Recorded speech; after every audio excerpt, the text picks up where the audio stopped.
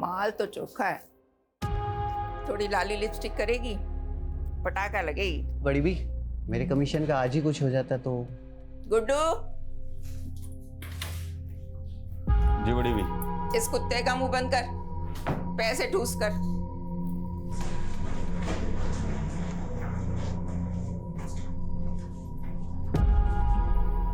आज से ही काम शुरू करना है, तब तक यहीं रहना होगा, समझी?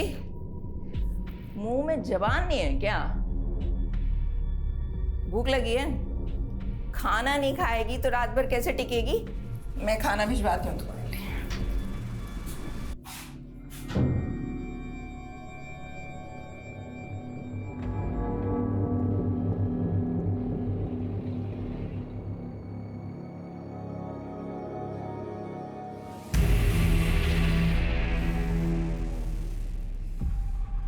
अरे कहाँ है?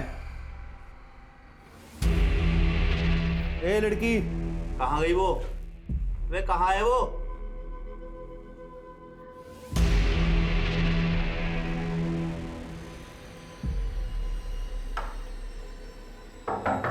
लड़की, ए लड़की। चल बड़ी भी, एकदम चुप। क्या हो गया? चल अंदर चल। कौन है तू? अब तेरा बड़े घर जाने का टाइम आ गया। यादव, शिला तो सेफ है, जल्दी से आ जाओ। अरे मैडम जी, हम तो सोशल वर्कर हैं, गरीब बच्चियों को काम दिलाते हैं। आपको कोई गलतफहमी हुई है। चुप! तेरा पूरा काला चिट्ठा है हमारे पास। इन दोनों को लेके जाओ और तब तक तोड़ो जब तक लाठी और हड्डी में से एक टूट ना जाए। चल लेके जाओ। चल चल निकल, चल चल थाने।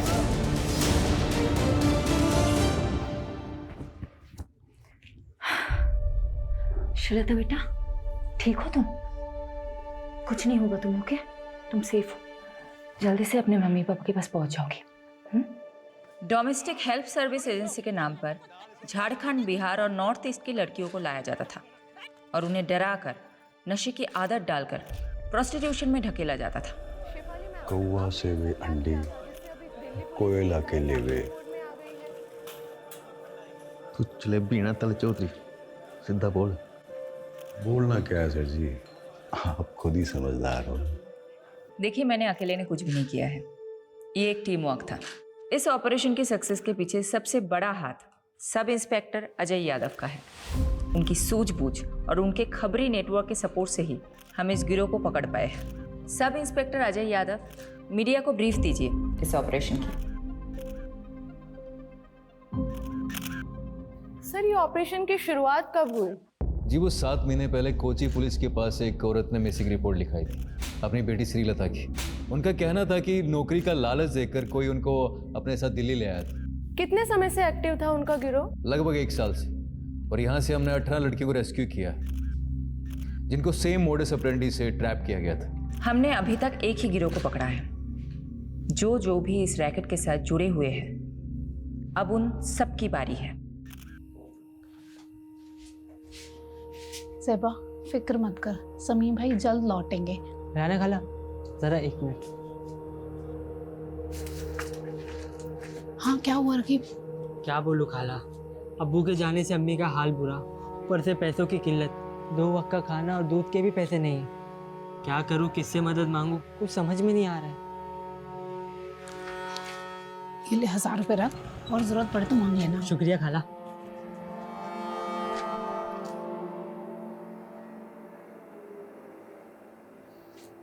अजीज, शमीम का कुछ पता चला क्या?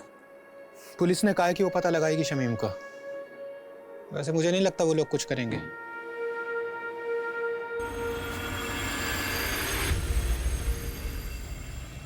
पाव चम्मच हल्दी, 1 कप गाढ़ा दही। दिखाइए तो क्या क्या लिखा। ये देखो। अरे मैडम, ये क्या लिख दिया आपने? मैंने 1 चम्मच लाल मिर्च और पाव चम्मच हल्दी बोला था, सब उल्टा लिख दिया आपने। अच्छा हुआ तुमने देख लिया, वरना पता नहीं मैं क्या कर रही हूँ। एक्चुअली आज आरुषि की फ्रेंड्स आ रही है स्लीप ओवर के लिए, तो मैंने सोचा कि कुछ अच्छा सा बढ़िया सा पंजाबी डिश बना कर खिलाऊं। आई होप आज मैं आरुषि को कोई शिकायत का मौका ना दूँ। अच्छा, श्रीलता को मेडिकल एग्जामिनेशन के लिए भेजा था, reports I? What?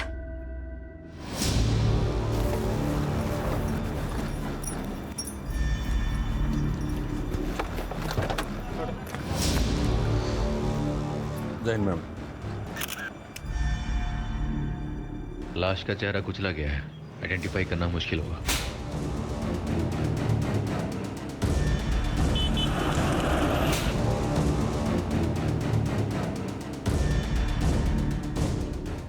Solanki, mobile, wallet, ID card कुछ मिला? नहीं मैडम जी। सोलंकी, पोस्टमार्टम के लिए गाड़ी को बुलाया कि नहीं? हाँ बोला सर। बोल दिया ना? कब तक आ रहा है? बस 10 मिनट। फिर चेक कर लेंगे।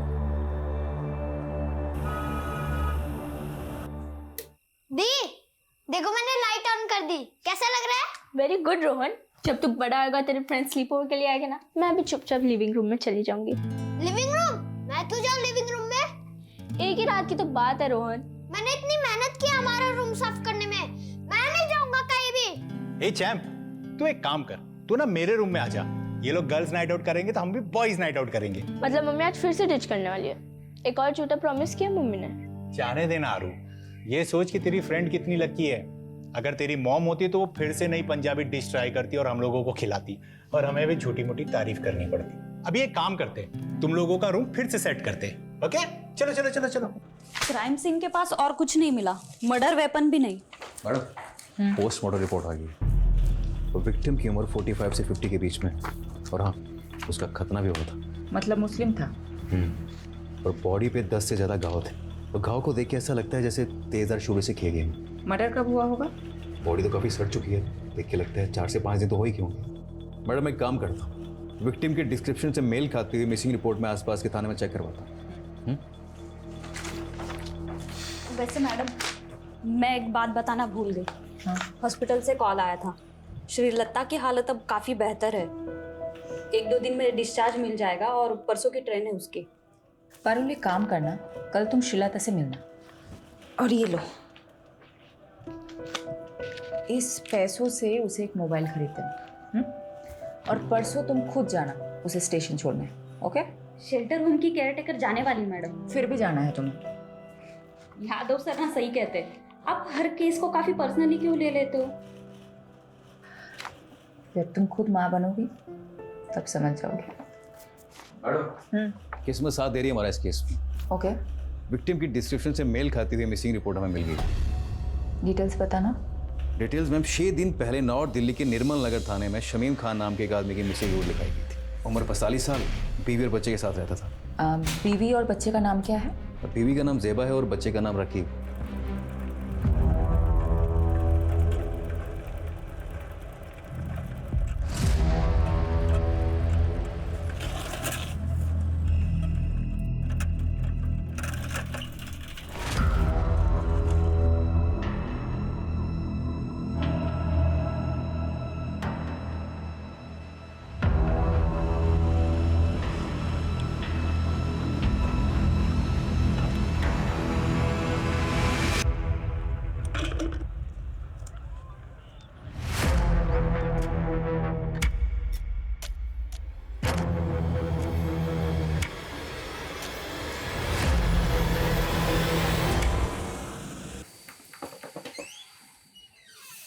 पार्टी सर, आपने बुलाया मुझे? इधर आ, ये देख जरा। क्या हुआ सर? धोखा है मेरे साथ, धोखा। नहीं सर, मैं तो रोज 9 घंटे की पाली खत्म करके ही निकलता हूँ।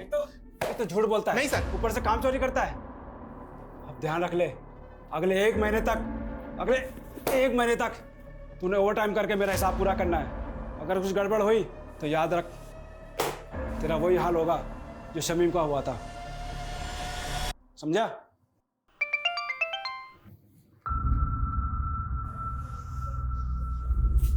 ये क्या है?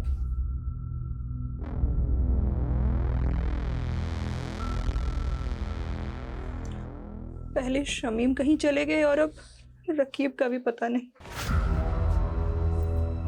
कुछ पता चला रकीब का? नहीं, लेकिन मैंने रकीब के कुछ दोस्तों से बात की। रकीब ने किसी को 1000 रुपए दे के बंदूक खरीदी है। रकीब बंदूक क्यों खरीदेगा? रकीब, रकीब, क्या हुआ बेटा? क्या हुआ? क्या हुआ रकीब? इसको खड़ा करो। क्या हुआ बेटा? रकीब ये घाव कैसे? और बंदूक क्यों खरीदी तूने? कुछ गलत किया है तूने? बोल बेटा, बोल। कहीं इन सब का ताल्लुक शमीम भाई के गायब होने से तो नहीं है? क्या जानता है तू शमीम भाई के बारे में?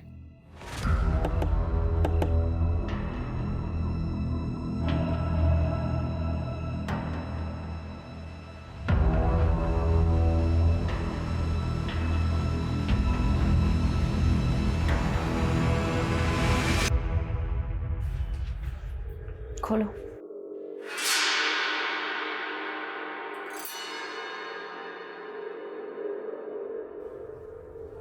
नहीं, ये मेरे शौहर नहीं है। ये शमीम भाई नहीं है मैडम। चलो ज़ेबा। रुकिए। सोलंकी। लाश पे ये कपड़े थे।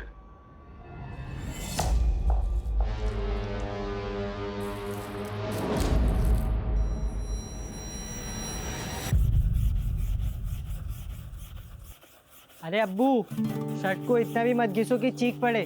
शर्ट चीखेगी नहीं बेटा, चमक उठेगी। ये देख, तेरे बाप के हाथों का कमाल। एक शर्ट पूरे 5 साल चलाता हूँ, समझा?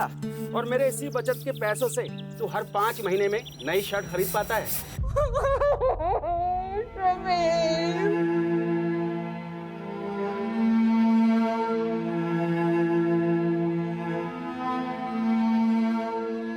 देखिए, मैं जानती हूँ ये सही समय नहीं है बात करने का, लेकिन शमीम की हत्या हुई थी और हत्या को 6 दिन हो चुके हैं। शमीम की किसी के साथ अनबन, झगड़ा, कुछ भी? ऐसा कभी कुछ नहीं हुआ था।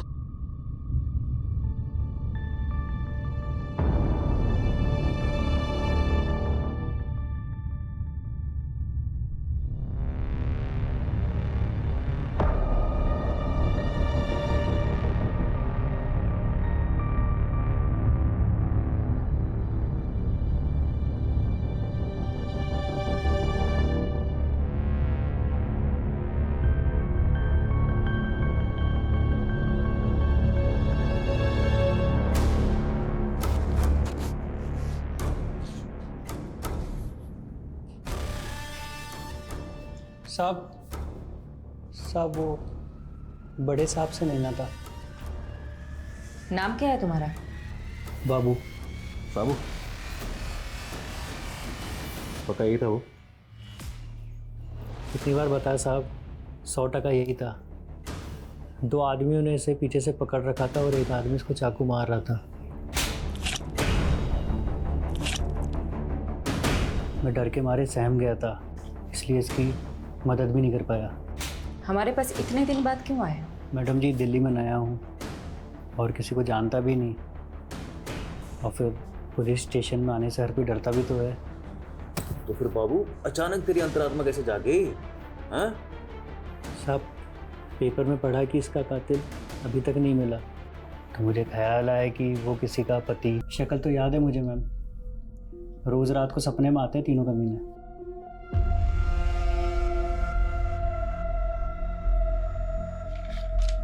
हाँ साहब, वो बहू यही तीनों थे।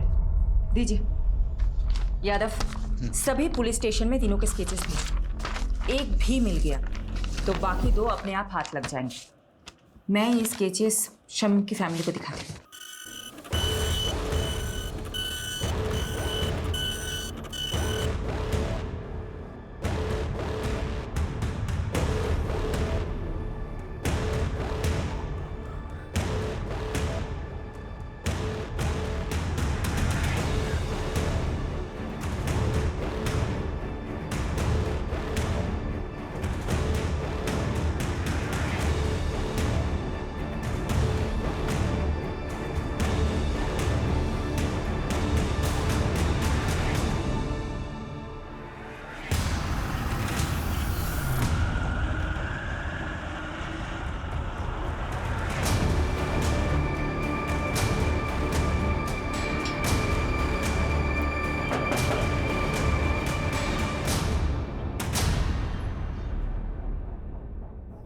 सेबा, तुमने हमें बताया था कि शमीम की किसी के साथ दुश्मनी नहीं है, लेकिन हमें एक आई विटनेस मिला है जिसने 3 लोगों को शमीम को मारते हुए देखा था। तीनों कुछ ऐसे दिखता है। मैंने इन्हें पहले कभी नहीं देखा।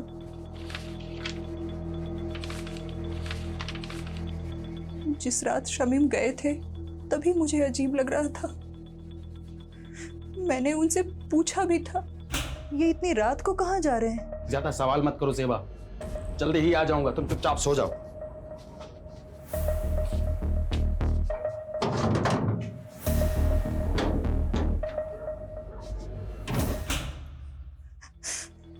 बस थैली लिए और चले गए। मैडम, ये बात मिसिंग रिपोर्ट में नहीं थी और ना ही कोई ऐसा बैग मिला क्राइम सीन पे। क्या था उस थैली में? शमीम ने बोला कि पानी की बोतल है, पर हाँ, जिस दिन से वो गए हैं मेरे घर से एक छुरा गायब है। सेबा, तुम्हें कुछ भी याद है हमें बताना, ओके? जी। राकीब, तुम हमें कुछ बताना चाहते हो? ये चोटें कैसे लगी है तुम्हें? वो कल रात मेरे दोस्त करीम से लड़ाई हो गई मेरी। शमीम घर से छुरा लेके निकला था, कहीं ऐसा तो नहीं शिकारी खुद ही किसी का शिकार हो गया? हो सकता है मैडम। वैसे राकीब का घाव देखकर मुझे तो लगा कि वो जरूर कुछ ना कुछ जानता होगा। सत्य से पूछे क्या? नहीं नहीं, माइनर है, कोई और तरीका आजमाना होगा। यादव कहाँ है? बोल तो रहे थे कि यही आएंगे, पूछती हूँ। काट दिया, कोई और एंगल टटोल रहा होगा। ये तो करता है वो। ये क्या? शमीन खान आपकी फैक्ट्री का वर्कर था। इन तीनों में से किसी एक ने उसको मारा हो सकता है। तो इन तीनों में से आपकी फैक्ट्री का कोई था, आप जानते होंगे? 150 वर्कर है मेरी फैक्ट्री में। सबकी शक्ल ना मुझे याद रहती है ना मुझे याद रखनी है। कहीं ऐसा तो नहीं आपने इन तीनों लोगों को शमीम खान को मारने की सुपारी दी थी? मैंने तो ऐसा भी सुना है कि आप अपने फैक्ट्रीज के वर्कर्स को मारते भी हैं। ए इंस्पेक्टर, ज्यादा मत उड़, तू जानता नहीं मैं कौन हूँ। पुलिस वाले को तो हो सकता है। बहुत अकड़ है ना तेरे में, आज सब निकालता हूँ। चल चल।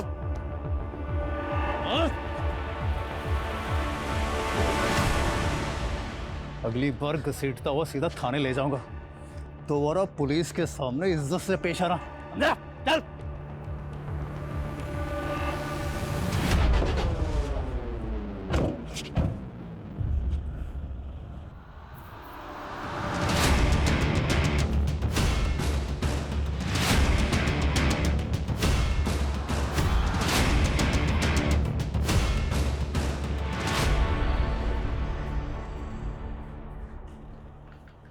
श्रीलता की रात की ट्रेन है ना? जी मैडम, कल रात तक अपने गांव पहुंच जाएगी। यादव सर का फोन है। स्पीकर पे रखना। हेलो सर, कहाँ हो आप? शमीम जिस फैक्ट्री में काम करता था वहीं गया था पूछताछ करने के लिए। पर पारुल एक काम करना, अभी मैडम को मत बताना। यादव, फोन स्पीकर पे है। सॉरी मैडम, वो मैं पूरी इन्वेस्टिगेशन होने के बाद आपको बताना चाहता था। क्या बोलूं तुमको? ओके।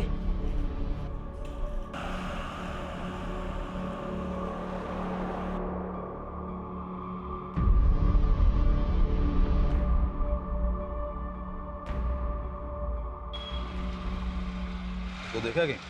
हाँ सर, देखा देखा सा तो लग रहा है।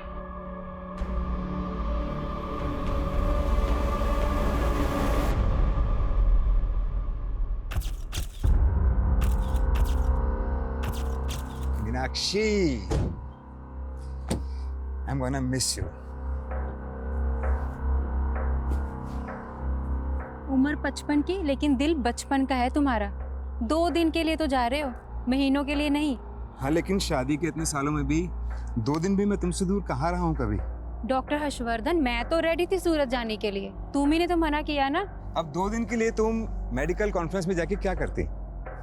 नेक्स्ट मंथ मॉरिशस में एक मेडिकल सेमिनार है, उसमें चलेंगे ना साथ? ठीक है, चल बाय।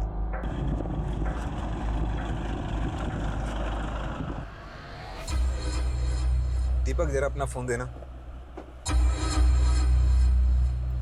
वो सर। हाँ, मैं बोल रहा हूँ, दीपक के फोन से बात कर रहा हूँ।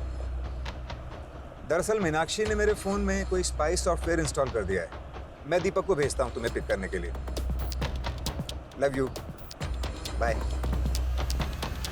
सर इसके बारे में मालूम चलते ही फ़ोन मारता हूँ मैं आपको। पता कर। अच्छा वो रकीब का बायोडाटा निकाला क्या? हाँ सर, पता किया ना सर। राकिब क्या छोटी सी उम्र में गलत लफड़ों में फंसा।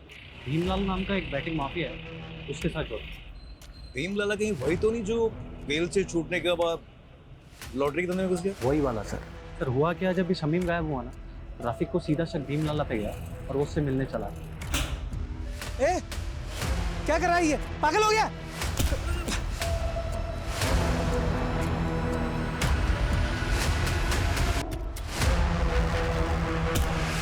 सर मारने गया था, मार खा के आ गया। सब मेरी गलती, मेरी वजह से अब्बू की जान गई। मुझे ऑनलाइन गेम की लत लग गई थी, जिसमें आप बहुत सारे पैसे कमा सकते हो। भीमलाला अपना मोबाइल और पैसे देता था मुझे गेम खेलने के लिए। ज़्यादा पैसे कमाने की लालच में 2 लाख रुपए कर्ज हो गए मुझ पर। भीमलाला पैसों की वसूली के लिए हमारे पीछे पड़ गया था। उस दौरान अब्बू अजीज अंकल के साथ बिजनेस शुरू करने का प्लान बना रहे थे।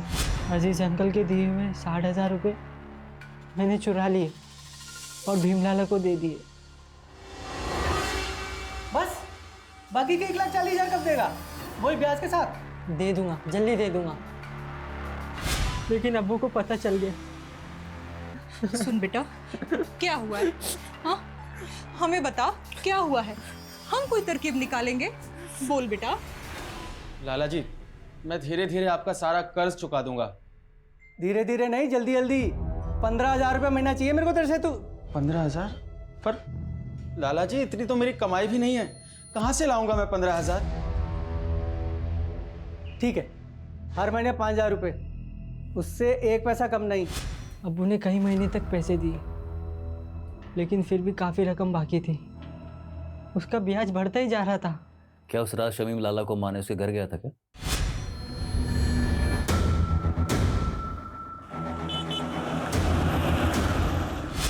ताकि उसका कर्ज ना चुकाना पड़े? लगता तो ऐसे ही है मुझे, इसलिए मैं लाला से अब्बू की मौत का बदला लेना चाहता था। यादव, यादव, बस करो। कितना मारोगे? मर जाएगा ये। देखो लाला, ये बहुत जिद्दी है, इसलिए तुम्हारे लिए यही अच्छा होगा कि तुम सब सच बता दो, नहीं तो ये तुम्हें मारता ही रहेगा। मैंने नहीं मारा शमीम को, आप खुद ही सोचो। सोने का अंडा देने वाली मुर्गी थी वो, मैं उसे क्यों मारूंगा भला? क्योंकि शमीम तुम्हें मारने आया था, इसलिए तुमने अपने उन 3 साथियों के जरिए उसे मरवा दिया। मैडम, ये देखो। मैं इन तीनों को नहीं जानता। लगता है जैसे इसे मारने का शौक है, तुम्हें मार खाने का शौक है। ठीक है, करते रहो अपने अपने शौक पूरे। चलो चालू हो जाओ।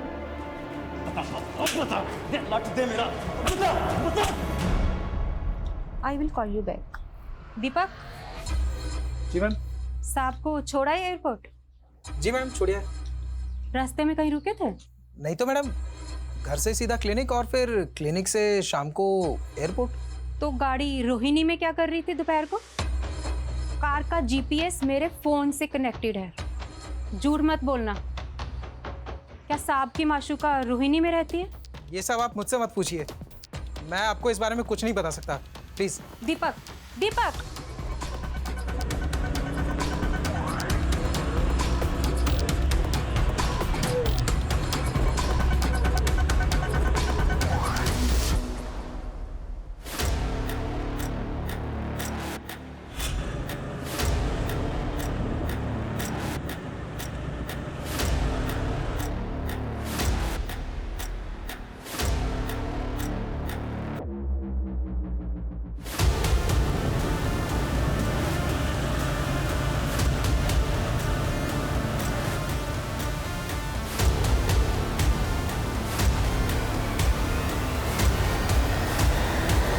मैडम जी, हम गंगा मैया की कसम खा के कहते हैं, हमने किसी शमीम को नहीं मारा। झूठ मत बोल।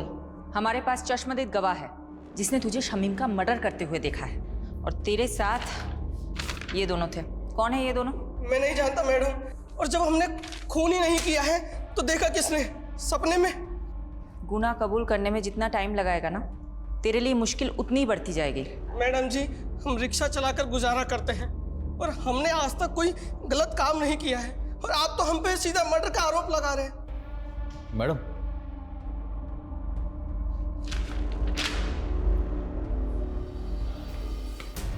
बोलो। हाँ, जीतू के बारे में पता किया मैंने। उसकी मौले से काफ़ी शरीफ आदमी है, कोई क्रिमिनल रिकॉर्ड भी नहीं है इसे। हो सकता है ये मर्डर से डेब्यू किया हो। इसे थोड़ी अपनी वाली ट्रीटमेंट दो, शायद सच उगल दे। तो मैं पारुल को बोलती हूँ, शहर के सारे पुलिस स्टेशन में पता करे जीतू का कोई क्रिमिनल रिकॉर्ड है या नहीं।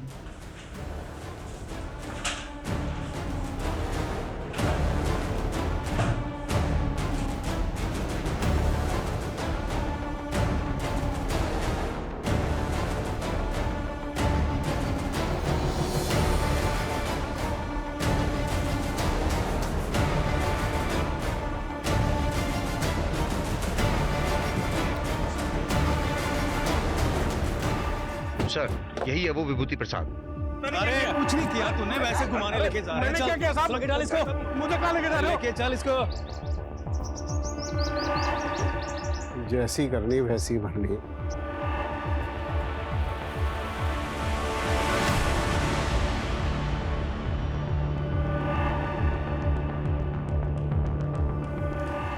मैम, यही है वो आदमी जिसने उसको चाकू मारा था।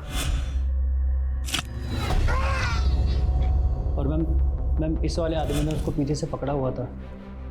मैम, वो तीसरा आदमी मिला क्या? वो भी मिल जाएगा। मैम, मेरा कहीं नाम तो नहीं आएगा ना?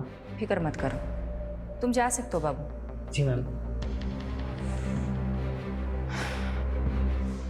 मैडम, विभूति प्रसाद एक नंबर का बदमाश आदमी है। कुछ महीनों पहले ये थाने में अपनी मिसिंग बाइक की कंप्लेंट करने आया था। सब रुकिए साहब, यही करो शुरू। सर, ये झूठ बोल रहे हैं। हमने कोई बाइक चोरी नहीं की, बल्कि यही हमें परेशान करता रहता है। साहब, ये एक नंबर का झूठा है साहब। क्या सबूत है तुम्हारे पास? सबूत है हमारे पास, ये देखिए। ये आप ही का बेटा है ना? हाँ सर। बुलाइए इसे। साहब, ये झूठ बोल रहे हैं। इनकी बाइक रास्ते में खड़ी थी, वो तो मैंने बस साइड कर दी। बाइक तो चोरी हुई है ना, और आखिरी बार बाइक के साथ आपके लड़के को देखा गया था, इसलिए पूछताछ के लिए इसे हमें थाने ले जाना पड़ेगा। चलो। मैडम, वो बाइक तो बाद में मिल गई, लेकिन कुछ दिनों बाद विभूति फिर से आया। आप मार डाला, देखिए ना, पता नहीं कौन से जन्म का बदला ले रहे हैं बाप बेटा मुझसे। ये क्या नाटक है विभूति? नाटक नहीं, अटैक हुआ मेरे पे, अटैक इसके बेटे ने किया साहब। सर, ये झूठ बोल रहा है। पहले भी इसने मेरे बेटे को फंसाया, अब दोबारा फंसा रहा है मेरे बेटे को। देखिए अनिल जी, डॉक्टर ने इन्हें एग्जामिन किया है और इसीलिए हम लोग यहाँ पर आए हैं। हमें आपके बेटे से कुछ पूछताछ करनी है, बुलाइए उसे। सर, वो घर पे नहीं है। आप अपना तलाशी लीजिए अंदर। वो घर पे नहीं है, मेरा यकीन कीजिए। ठीक है, वो जैसे ही घर पर आए भेजो उसे हमारे पास। जी। इन्वेस्टिगेशन से पता चला कि अनिल और उसका बेटा वाकई शरीफ आदमी है, लेकिन ये विभूति एक नंबर का सरफिरा है। ये विभूति उन लोगों को क्यों परेशान कर रहा था? दरअसल मैडम, ये अनिल और उसके बेटे की जमीन हथियाना चाहता था, वो भी सस्ते दामों में, और अनिल उसे बेचना। मुझे, वरना पूरे डिपार्टमेंट को कोर्ट में घसीटूंगा मैं। तू यहाँ से जाएगा तब ना। तुझे क्या लगता है झूठा केस फाइल करना सिर्फ तुझे ही आता है? हम भी कर सकते हैं। मैडम, फोन है आपके लिए। हेलो। शिफाली दी, मैं श्रीलता। श्रीलता, कैसी हो तुम? मैं ठीक हूँ, थैंक यू दीदी। ये लीजिए, अम्मा से बात कीजिए। मैडम, आप हमारे लिए भगवान, आपका बहुत बहुत थैंक यू। अरे आप मुझे थैंक यू मत बोलिए, आप बस अपना और श्रीलता का ख्याल रखिए, उसे खूब पढ़ाइए। मैं आपके टच में रहूंगी। जी मैडम। बाय। हाँ यादव, बोलो। मैडम, स्केच वाले तीसरे बंदे का पता चल गया। मैं घसीटते हुए उसे थाने लेकर आता हूँ, आप वेट कीजिएगा। बस बस बस यही है सर। यही है यही वाला ये ले। सर एक बार आप बंदे को देख लीजिए फिर दे दीजिए। क्यों, क्या हुआ? स्केच से शक्ल तो मिलती है ना? स्केच से शक्ल तो हूबहू मिलती है, तो फिर भी मुझे डाउट हो रहा है सर। क्या मतलब, कोई डाउट है क्या? अब सर आप खुद ही देख लीजिए। क्या बकवास है ये? आप कह रहे हैं कि मैंने, डॉक्टर हर्षवर्धन ने एक फैक्ट्री वर्कर का कत्ल किया है, वो भी किसी सिरफिरे और ऑटो रिक्शा वाले के साथ मिलकर? देखिए डॉक्टर हर्षवर्धन, हमारे पास आपके खिलाफ सबूत हैं। आप जानते हैं हम किससे बात कर रहे हैं?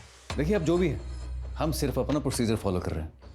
ठीक है, तो अब मैं प्रोसीजर ही फॉलो करूंगा, और अब मैं नहीं, मेरा लॉयर आपसे बात करेगा।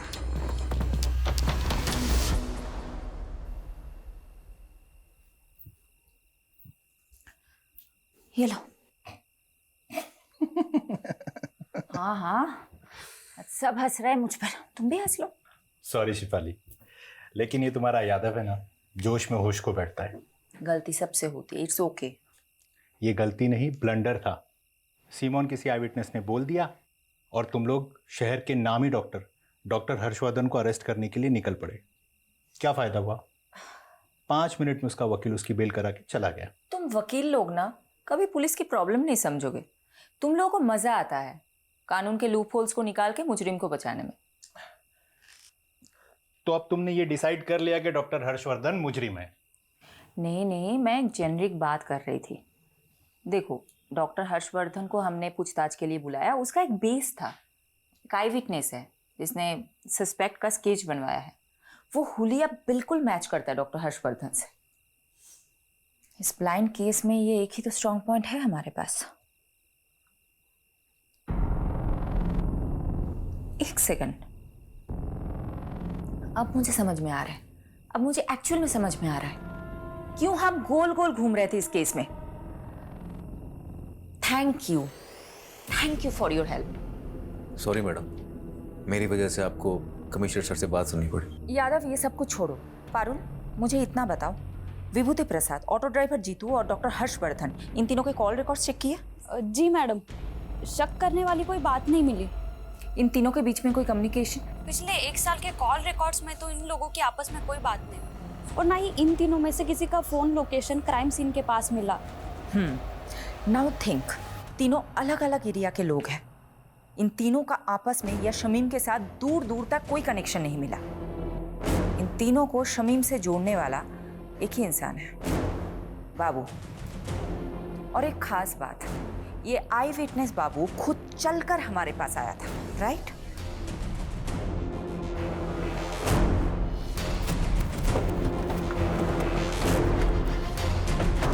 यादव,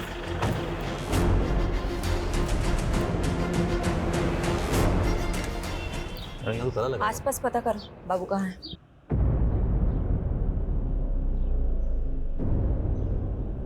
मैं बाद में बात करती हूँ। क्या हुआ? मैडम, आसपास पड़ोसी से बातचीत की मैंने, उनका कहना है कि बाबू काफी दिन। राकेश, तुम जहाँ हो वहीं रहना, तुम अभी घर मत आना। फिर मैडम, राकेश ने बाबू को विभूति के बारे में सब कुछ बता दिया कि वो कैसे हमको तंग करता था। बाबू ने हमको कहा कि वो हमारी मदद करेगा, और बाबू ने झूठी गवाही दी ताकि विभूति पर खून का इल्जाम लग जाए और आप उसे सबक सिखा सके, राइट? जी हाँ मैडम, लेकिन मैडम आप नहीं जानती कि विभूति ने हमको किस कदर तंग करके रखा हुआ था। अच्छा, ये बात बताओ, बाबू ने फोकट में मदद की तुम्हारी? जी मैडम। ये बाबू कहाँ है? मैडम पता नहीं, 3-4 दिन से घर बंद करके कहीं गायब हो गया मैडम।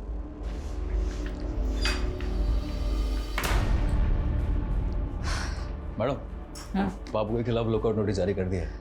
एक बात मेरी समझ में नहीं आ रही, ये बाबू अनिल की मदद करने के लिए मर्डर केस में झूठा बयान देने जितना बड़ा रिस्क क्यों लेगा?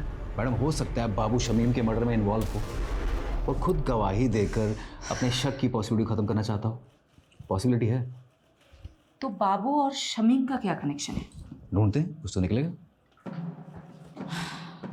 मैडम जी, बाबू के पुराने रिकॉर्ड्स चेक कर रही थी।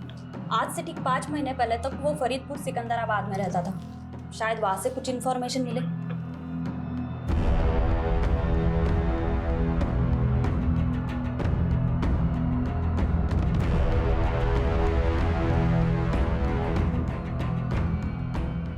मैडम बाबू और बिलाल इसी गांव का रहने वाला था। 16 साल की उम्र में उसने अपने दोस्त की हत्या की थी।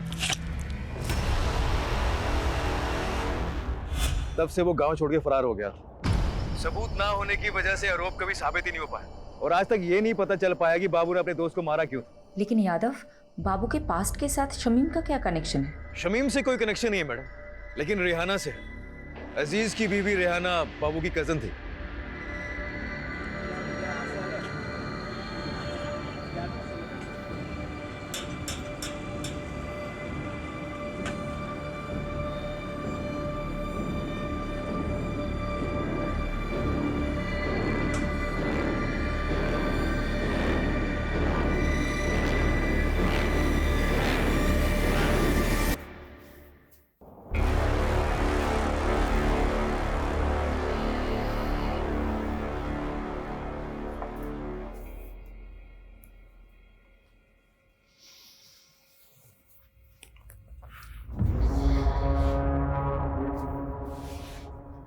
बस ज़ेबा, कब तक ऐसे चलेगा?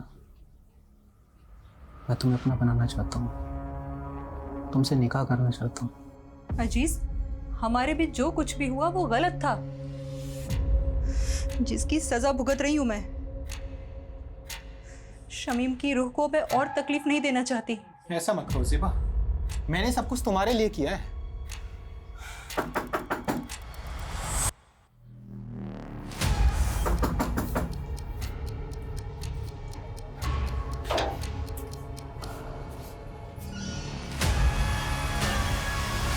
अजीज चल, अब आगे की खातिरदारी तेरी जेल में करते।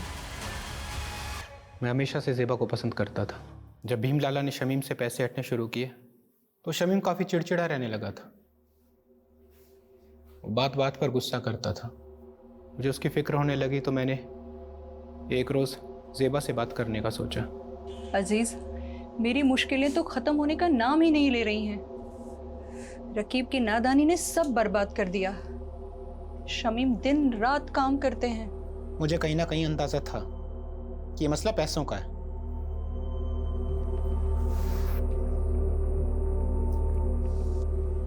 ये रखो, रखो इसको। और हाँ, ना ये कर्ज है ना एहसान। हम धीरे धीरे नजदीक आ रहे थे। ज़ेबा भी मुझे पसंद करने लगी थी। लेकिन एक दिन शमीम को सब पता चल गया। ज़ेबा, ज़ेबा, दरवाजा खोल, दरवाजा खोल ज़ेबा। अजीज, शमीम, मुझे माफ कर दीजिए, मैं आपके हाथ जोड़ती हूँ। गलती हो गई शमीम, माफ कर दीजिए, हमसे बहुत बड़ी गलती हो गई, माफ कर दीजिए शमीम। उस दिन के बाद से सब खत्म हो गया था। ज़ेबा ने मुझसे मिलना छोड़ दिया था, लेकिन मेरे जहन में दिन रात सोते जागते सिर्फ ज़ेबा का ही ख्याल था। तो ज़ेबा को पाने के लिए शमीम को रास्ते से हटाने का प्लान बनाया तुमने? हाँ, बाबू मेरी बीवी रेहाना के गांव का रहने वाला था।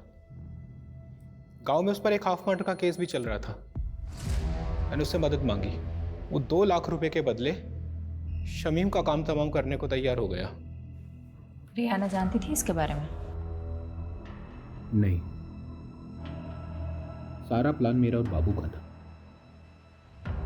प्लान के मुताबिक मैं एक दिन शमीम से मिलने गया।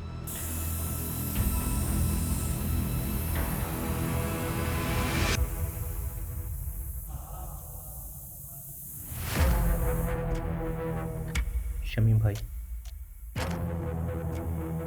मैं अपनी गलती पे बहुत शर्मिंदा हूँ, इसीलिए मैंने शहर छोड़कर हमेशा के लिए मुंबई जाने का फैसला किया है। इसके बाद मैं अपनी शक्ल आपको कभी नहीं दिखाऊंगा। बस जाने से पहले दिल खोलकर आपसे बात करना चाहता था। क्या आप मुझसे मिलने आएंगे एक बार? जरूर आऊंगा जी। मेरी तरह शमीम के मन में भी साजिश बन रही थी। उसने जो देखा था वो भूल नहीं पा रहा था। वो भी मेरी जान का प्यासा था।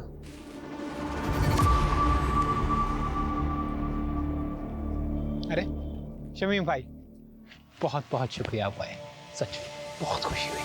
और अब अफसोस होगा कमीने। तेरे को छोड़ूंगा नहीं, तूने मेरे साथ गद्दारी की। माफ करना शमीम भाई, लेकिन ज़ेबा सिर्फ मेरी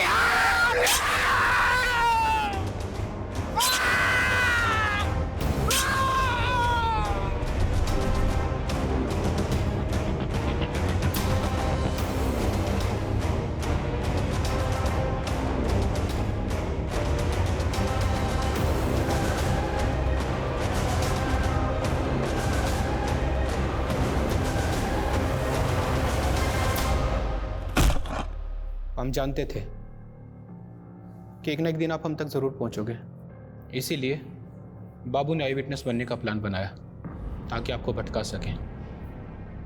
बाबू ने विभूति प्रसाद, जीतू और डॉक्टर हर्षवर्धन का नाम क्यों लिया था? ऐसा कुछ सोचा नहीं था। बाबू के दिमाग में जो हुलिया आया वो बयां करता चला गया। इरादा सिर्फ आपको भटकाने का था।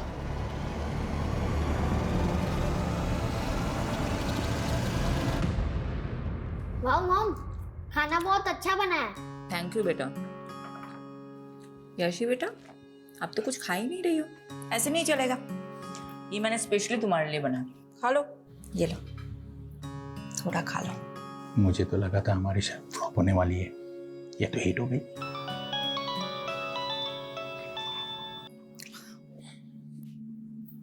हाँ यादव, बोलो। मैडम, बाबू पकड़ा गया, माऊ में जाकर छिपा था। उसने बताया जीतू और डॉक्टर हर्षवर्धन का नाम क्यों लिया था? बदला लेने के लिए।